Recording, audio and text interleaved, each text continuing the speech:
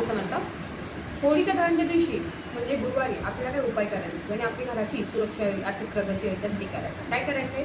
तुम्हाला 11 नागिनीची पानं घ्यायची, 11 लवंगा घ्यायच्या, 7 बताशे घ्यायचे, 1 खोबऱ्याची वाटी घ्यायची आणि थोडंसं घी घ्यायचं. काय करायचं? खोबऱ्याच्या वाटीत थोडं घी टाका, त्यातच रंग ठेवा. 7 बताशे कुठेही भेटतील तुम्हाला. 11 लवंगा घ्यायच्यात आणि 11 नागरीची वाण, हे सगळं एकत्र घ्यायचं, गपचूप घेऊन घ्यायचं, कोणाला सांगायचं नाही. आणि हे तुम्ही होळीमध्ये अर्पण करायचं, दहन करायचं. आता ह्यानी काय होईल? तुम्हाला ह्यानी तुमची आर्थिक, शारीरिक, मानसिक प्रगती होईल, तुमची अडकलेली काम मार्गी लागतील, तुमची दिवसेंदिवस उत्तरोत्तर प्रगती होईल. हा उपाय नक्की करा, ह्यानी चांगला प्रभाव होईल. आपल्याला माहिती आहे आपले खूप हितशत्रू असतात, तोंडावर गोड बोलतात, मागे वाईट करतात, कुजबूज करतात नेहमी.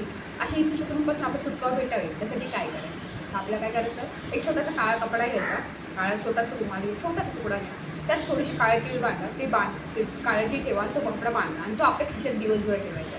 हा उपाय बायकांनी करू शकतात, पुरुषही करू शकतात, मुलं असेल त्यांनी केला तरी चालेल.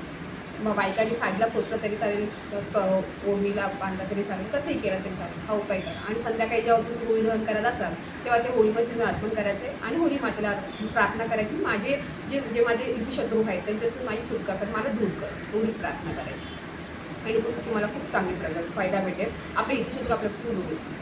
ज्यांचा व्यवसाय चालत नाही, कष्ट भरपूर करतात, प्रगती पण हवी तशी नाही, मग ते कोणी असू, वर्क फ्रॉम होम करणारे असू किंवा जॉब करणारे असू, कोणी असू, त्यांना प्रगती होत नाही, त्यांची बिझनेस होतो, जॉबमध्ये कशातही प्रगती होते. त्यांनी काय करायचं? 21 गोमूती चक्र घ्यायचे, 21 गोमूती चक्र घ्यायचे होळीच्या दिवशी आणि महादेवाच्या मंदिरात महादेवाच्या पिंडीपाशी अर्पण करायचे. हा उपाय करायचा. महादेवाला प्रार्थना करायची की माझं जे काही काम आहे त्यात मला यश प्राप्त होते, त्याची माझी प्रगती होईल.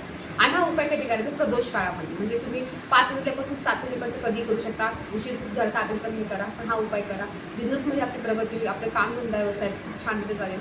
हा उपाय करून बघा, श्रद्धेने करा, मनापासून करा, पण उपाय करताना कोणाचं नुकसान होईल याची होणार नाही याची काळजी घ्या आणि सोबत कोणालाही सांगू नका, घरची उपाय करा, ह्याची चांगले रिझल्ट 100%.